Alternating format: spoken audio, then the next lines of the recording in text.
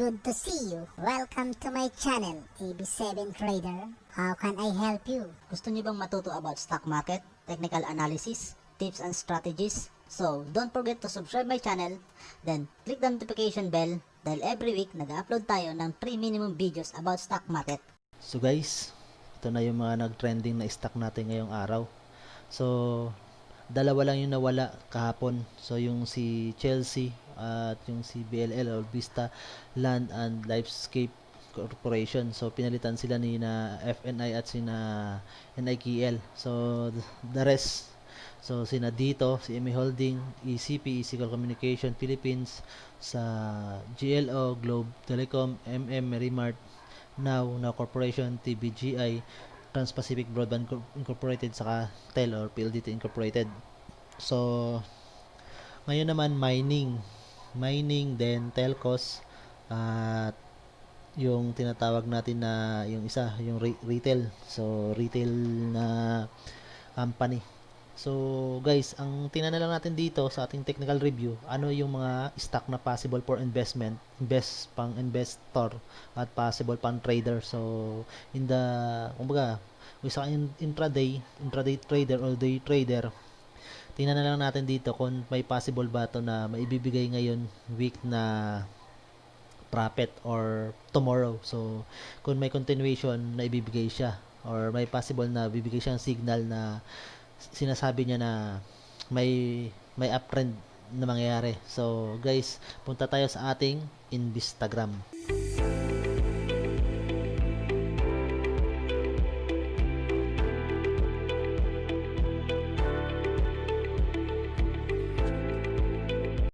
So guys, nandito na nga tayo sa ating Instagram. So kanina, pagdating ko ng hapon, mga alas 4, so gumawa na ako ng video regarding naman sa mga future stock na babantayan ko or pinipili ko for the future na pwede kong pag-tradean or paglagyan ko ng for investment. Kasi nga, minsan naging investor din tayo. So pag nakakita tayo ng stock na possible na good for investment, so try natin na maglagay doon ng o bumili ng stock doon. So, yan ang ginagawa. So, kanina nagawa na ako ng video at nasabi ko na rin na yung PSE nga natin is nagkaroon siya ng pagbabalot ngayon ng 15.04 points or equivalent niya ng 0.25%. Then, number of trades medyo lumaki, naging 100.27k. Yung volume niya naman is naging tumaas din ulit, nasa 4.4 billion or may value siya na 4.63 billion. And then medyo lumaki na naman yung net foreign buying natin na pag lumabas ng mga investor na equivalent yan na 655.13 million. So kanina, so yung ating PSE, so mapapansin nyo parang isa siyang long range doji or masasabi natin na hanging man na candle. So possible na hinila siya pababa, pero in the remaining of time na is na inangat din siya ng ating PSE. So it could in terms na maganda yung dito, yung lagay ng ating PSE. So try niya na iangat yung mga points niya. So may mga company na medyo maganda yung dito yung galaw or meron mga company na pinapasukan ng mga investor. So guys, ang una tayong na-stock ay si dito. So si dito guys, tingnan natin. So kanina to guys, umaga, so tininan ko na to. So may pagtaas na to ng puntos. So possible yung iba nakapag-profit yung pagtaas nito kanina, nakapag-take ng profit. So pero ngayon siguro sa gawa ng pagiging dito trending nito, gawa ng nga yung upload na yung 25% ng kanya ng 25 years ng kanya pala ng contract sa franchise contract niya. Then I think na 20 or 30, 25 ba or 30% magiging operational na siya. I think na ngayong this coming October, yung may nabasa ako na news or regarding dun sa isang groups na nababasa ko doon sa Facebook. So may possibility na mag-operate na si dito. So possible yung iba pumapasok na dito. At yun nga, mapapansin natin, kung mapapansin nyo yung volume niya is red. So possible mas marami yung buying volume ngayon na nangyari. So mas maraming bumibili compared sa nagsisale ng volume. So possible yung mga nandito sa taas kanina, so yun ang nagsisale.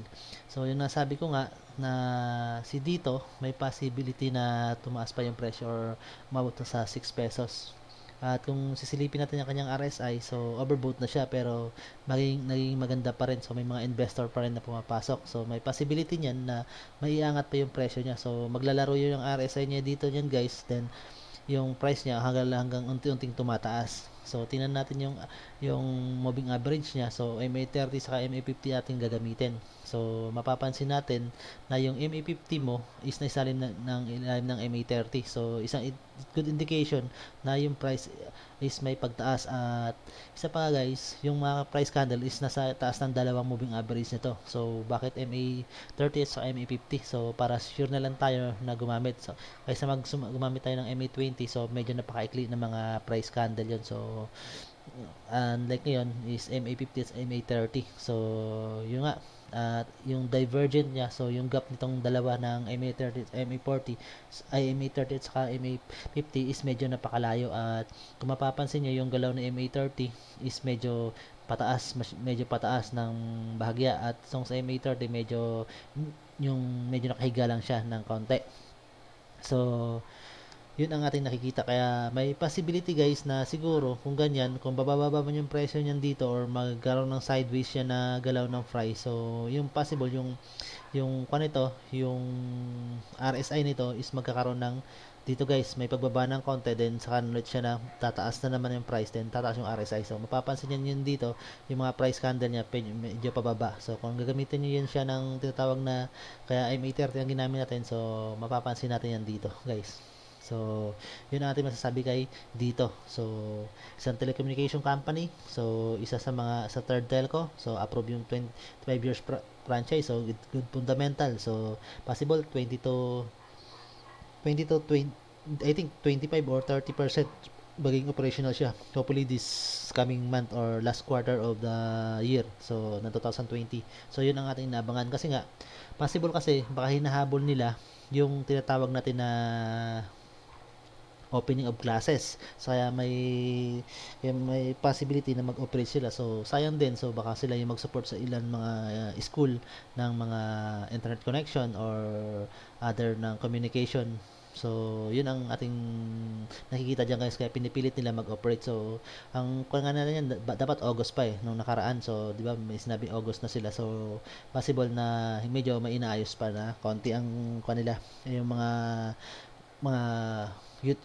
yung mga utilities na gagamitin nila. So guys, isang magandang concept dito is for investment. So in the future kasi nga telco siya, so magandang indication yan. So once na nag-operate yan, so at nilang kilik ito ng mga mamamayan natin. So at panahon ngayon, more on technology na tayo, at lahat nga is dinadaan na sa technology. So baka nga pagdating ng araw din, yung magtuloy-tuloy na yung tinatawag na online classes na yan.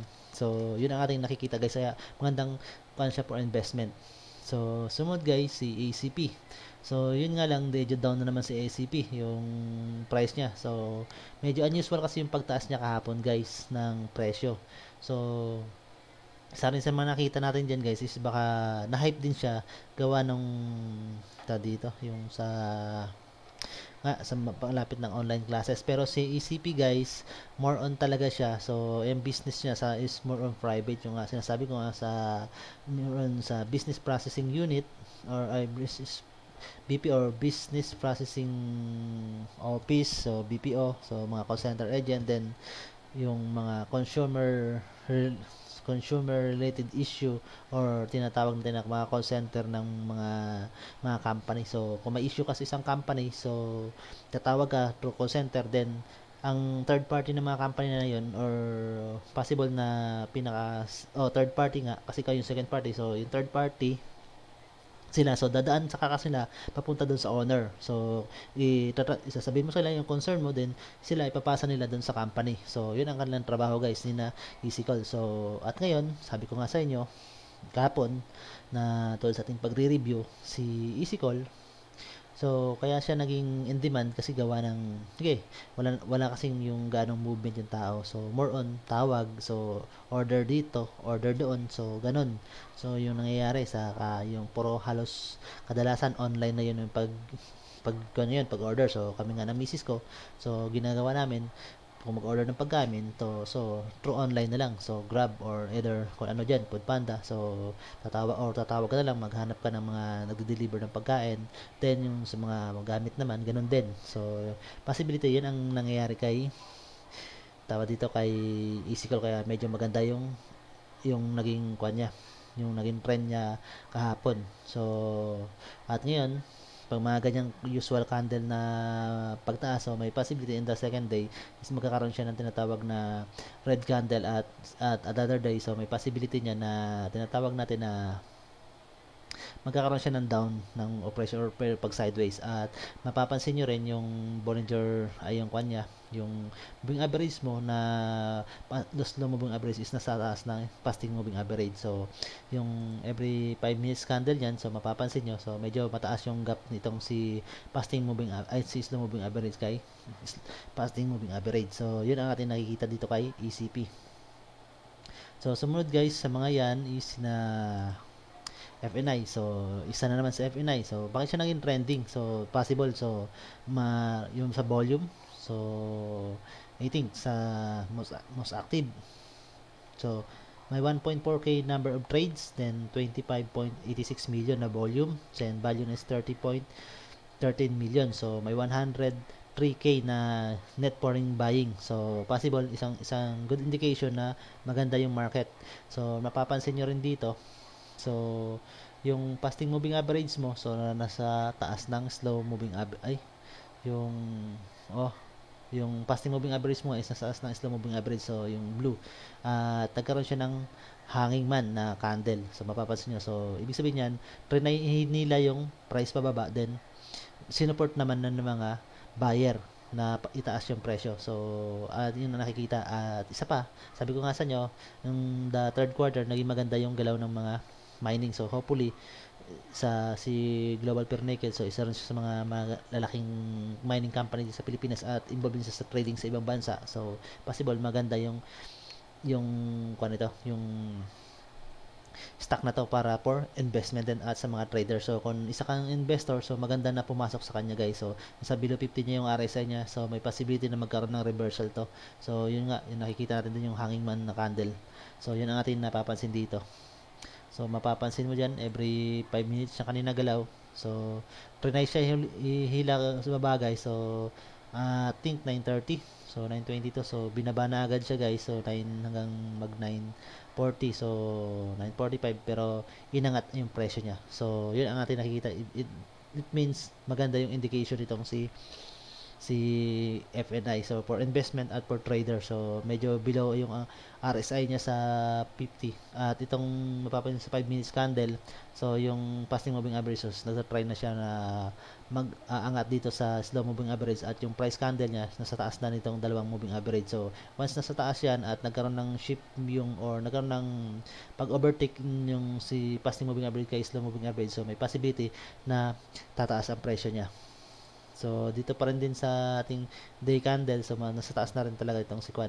At yung yung hanging man natin, so nakahag pa rin dito sa ating simple moving average na 50. So, may indication na tataas yung price nito guys ng ating ating stock na FNI. At mapapansin nyo, mas marami yung buying ngayon, buying trade ngayon, or mas marami bumili compare sa nag-sell ng trade. So, diba, mas marami ng volume for nag-buy. So, ibig sabihin, marami nag-inbox o nag-invest.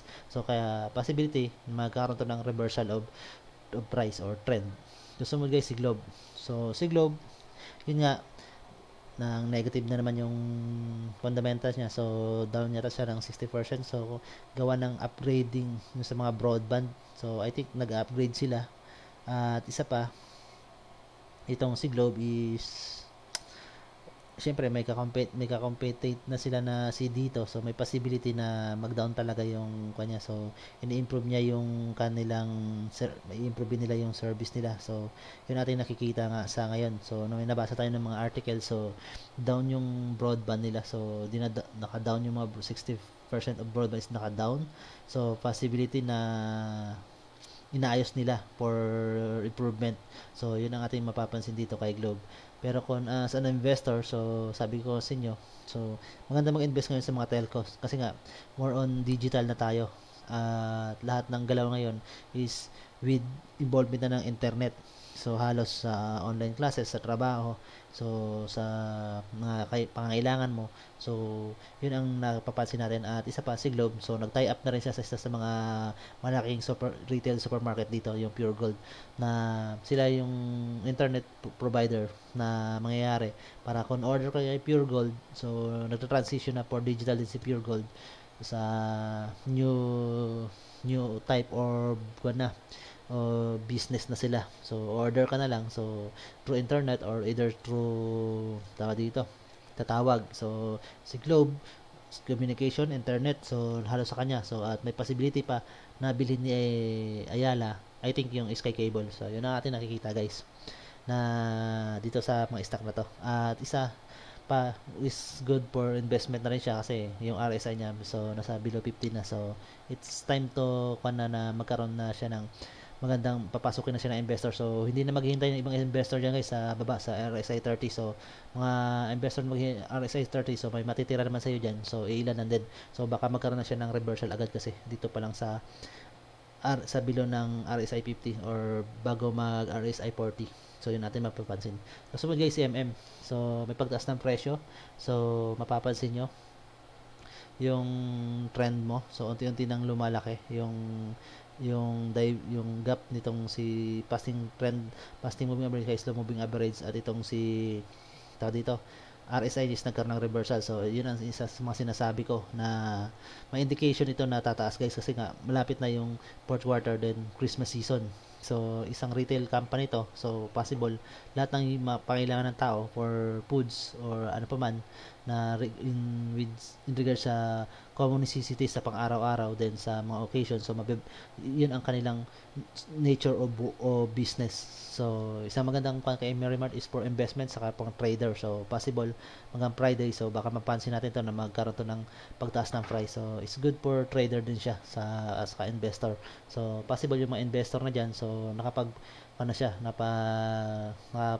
may nakapasok na mga investor dyan. At napapansin nyo guys sa net foreign buying niya, so 584.49k na investor ang pumasok or value ng investor. So dito kay Globe may pumasok, so medyo mababa, so may lumabas guys na 15.74 million. So may possibility na nag-divert hindi ko sure if kay dito or kay Now. So yun natin ang titingnan natin kasi si Now is parang may indication siya na mag-import telco. So possible niyan. Hindi natin alam kung saan yung serbisyo niya o ano yung nature of niya, kung communication ba or for internet purposes. So yun ang ating makakan dito kay Now. So mamaya tatalakayin natin guys. So nickel, so isa naman si nickel, nagkaroon na siya ng reversal guys, at yung fasting trend line mo ay yung fasting moving average na natili sa taas yan simula nung dito nung nagkaroon to ng magandang indication o nagkaroon ng bullish yung price niya. So nananatili siya sa taas guys simula ng July yung fasting moving average mo, at ngayon medyo gap up yan, medyo malayo, so may indication na may pagtaas ng price yan guys. So ang every 5 minutes yan, so mapapansin nyo, so medyo napakatarik, so nag-cross ng every 5 minutes ay every 5 minutes candle mo. So last hour or last I think 12:10 nga bago mag-close yung market is nag-cross na siya sa every 5 minutes candle. So may indication na may pagtaas yung price, at mapapansin nyo yung gap nitong dalawang moving average is medyo malayo, saka yung fasting trend line na nasa taas at yung mga price candle mo sa taas. So may indication na may pagtaas ng presyo si nickel. So it's good. Sabi ko nga sa inyo, mas marami na siguro nag-invest dito kasi nga mas maganda yung demand ng mining, so yung operation ng mining ngayon at yung demand ng nickel sa global market. So yun ang ating napapansin dyan, at nga puro develop ng technology, so lahat ng kailangan gamit na gamit yan sa mga lalo sa mga materials na kinakailangan para sa pag-develop ng isang technology, yung nickel. So sumunod guys si Now. So si Now, mayroong clarification kanina regarding sa pagiging pang-apat na telco. So ibig sabihin pala ng restructuring niya, so possibility baka yung ibang mga mga utilities niya or properties niya, so ika-convert, so kaya tinatawag na restructuring. So baka this is I think more on radio ang kwaninaw, so possibility or ano pa to, so isa sa mga sa mga cable radio siguro, or radio, and then telecommunication ay tele tele tele sa mga television company. So ibig sabihin nito, kung nag-restructuring to, so may possibility at ginawa siya na pang-apat na telco, di ba? May possible na pang-apat na telco. So, yun nga, sinasabi ko, ano ba yung source, magiging nature of work niya? So, more on internet ba or communication? So, possible sa mga probinsya kasi ang kwan ito, yung tawag dito, yung naging kwan niya, yung karamihan sa mga businesses niya or mga properties niya, kasi nga yun ang ibang probinsya, so wala naman mga PLDT doon, wala naman mga tinatawag na Globe doon, so mga company na kilala natin, so iba-iba bang pangalan, mga company ang nandun, yung mga cable provider, so may mga internet provider din doon, so possible yun ang mga kwaninaw. So ngayon, dahil magsisimula ang klase, so siguro hindi kaya yung nga, di ba, hindi naman lahat ng telco, yung hindi naman lahat, yung Globe malakas sa ganito, yung Smart malakas sa ganyan. So possibility may area na wala yung dalawang kwan na yun, yung dalawang telco na yan. So possible yung ibang structure ni Now gagamitin yan for telecommunication kaya nag-restructuring siya, inapprove yung restructuring tinatawag ng mga facilities niya. So yun ang natin na balita or nabasa natin na press release na ginawa nila kapon. May approval galing sa NTC ang restructuring ng mga facilities niya. So possible convert or from radio or from communication or television to telecommunication, from receiver to transmitter. So yun ang mangyayari. So kaya may possible na pang-apat na telco. Hindi naman sabi iba pang-apat na telco siya, yung tinatawag natin na pang-tawag lang. So baka possible for internet connection purposes lang ang kanyang gagawin, or magiging transmitter siya ng mga, or receiver, ano ba, pang kanya receive sa si Globe, ipapasa mo dito sa lugar na to. So kailangan, kaysa magtayo ng panibagong structure doon, kung may structure na yan doon, so ibabato na lang ni Globe yung kanyang signal doon, or either si Smart, or either yung si dito. So yun natin mapapansin dyan guys sa Now. At yun lang, medyo bumaba yung price. So sabi ko nga sa inyo, Now, kung nagre-trade kayo lagi dito, once na nag-up yan, maswerte na kung susundan ng panibagong uptrend yan. So may possibility na yung susunod na closing price mas mababa sa previous closing price. So yun nga nangyari. So may napag-take profit. So congrats sa mga napag-take profit pa sa part na to. So kaninang umaga, pero at the rest, so hinila siya pa ibaba ng mga buyer. So yung sabi ko nga sa inyo, good for investment itong mga telcos company for this time, kasi nga more on technology na tayo, at lahat ng transaction natin is ginagamitan na ng mga communication. So ang communication natin hindi na face to face, kundi through phone or internet or email. So lahat na ginagamitan na lang ng ng mga communication device. So kahit sa pagbili ng pagkain, pagbili ng mga gamit, so ganon sa pagbayad ng mga bayarin. So yun ang nangyayari guys. So kaya ang good for investment itong mining company atong telcos. So TGBI, so isang government contractor, provider ng mga internet, then services sa mga communication. So sa mga local government, so possible nakaka natin siya sa mga province or either dito sa mga probinsya. So hindi natin siya narinig dito sa Maynila kasi medyo malaki yung ng sakop na ni na Globe at Smart dito. So mas masyadong na monopolize na ng dalawang malaking company niyan. So si TGBI, so more on sa local siya sa mga probinsya. At yun nga, sa online learning na yun, so siya sa mga school. So isa sa mga sinustentuhan siya ng mga internet is yung mga school. So yung mga yung mga antenna or mga cat B na tinatawag to sa para makasagap ka ng signal, magandang signal sa TV. So ito yung ginagawa ni TGBI sa mga probinsya sa school, sa mga local sa mga local government offices, sa mga government agency na nakakuan sa mga probinsya, nandoon sa mga probinsya na matatagpuan. So, yun ang ating nakikita dito kay TGBI. So, na-hype din siya. So, baka nga maging maganda lang yung indication niya gawa ng mag-o-open na yung tawa dito, yung school year. So, possible sa nagkaroon to ng pagtaas ng presyo based on sa financial siguro niya. So, sa financial siguro, so baka nag-advance payment for services nila sa mga government. So, yun ang mga possible na nangyayari, guys. At ngayon, medyo may pagbaba na. So, once na kasi nagbaba, ibig sabihin yan, syempre, enhance din nila yung mga capabilities nila, yung mga structure nila. So, possible, yung financial na yun na napunta sa kanila. So, panandalian lang naman yun. Kasi nga, gagamitin naman talaga yun for enhancement ng isang mga utilities. So, yun natin nakikita dito kay TGB or Trans-Pacific Broadband Group. So, si Tel. So, guys, still is may pagtaas. So, isang magandang indication sa mga trader, maganda to. So, pero medyo kuan nga lang yung price. So, medyo malaki.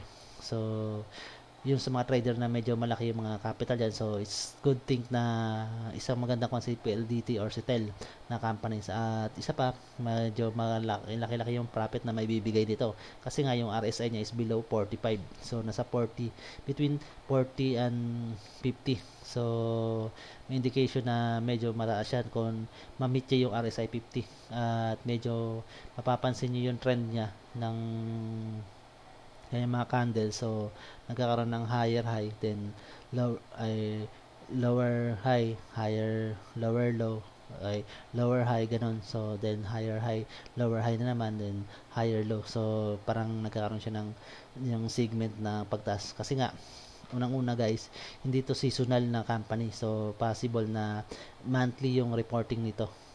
Siyempre, magsi-service muna sila ng monthly, then possible maniningil. So kaya kaya kung mapapansin niyo yung mga kanya, yung mga tawa dito, yung mga price candle niya is medyo up and down, then down. So nadadala yan sa mga financial nila. At isa pa, guys, may indication naman na tataas naman yung price niya. So nasa up na sa taas naman yung anong passing moving average mo. So may possibility na tumaas at medyo nga na may nagte-take ng profit or mas marami nagsisell na dito. So possible kasi baka may nakabili na sa mga part na to. So mga buying volume, pero medyo walang ganyan. So mga possible dito bumili ang mga yan, guys. So kaya mga nagte-take profit. Pero ngayon medyo may indication na pagtaas. So good for investment na si Tel. At yung Sinaw, dito, ECP, si TGVI, so yung mga natin, si Globe, so Tel, so yung mga sinasabi natin for investment. So pero sa mga trader bukas, so abangan nyo si Nickel, sa FNI, saka dito MM. So yun ang ating masasabi, guys, sa mga stock na to. So wala man tayong makikita dito na makikitang mga technical review kasi gawa ng dito. Na-hype kasi ito, guys, gawa ng mga fundamentals sa mga nangyayari sa dito sa mga stock na to. So yun ang nagdadala dito, guys, sa mga stock na to, yung fundamentals. Pero yung technical wala tayong nakikita diyan, guys. So guys, maraming salamat sa inyo. So sana nakapulot o kayo ng konting ideya or may naibahagi naman ako sa inyo kahit papaano.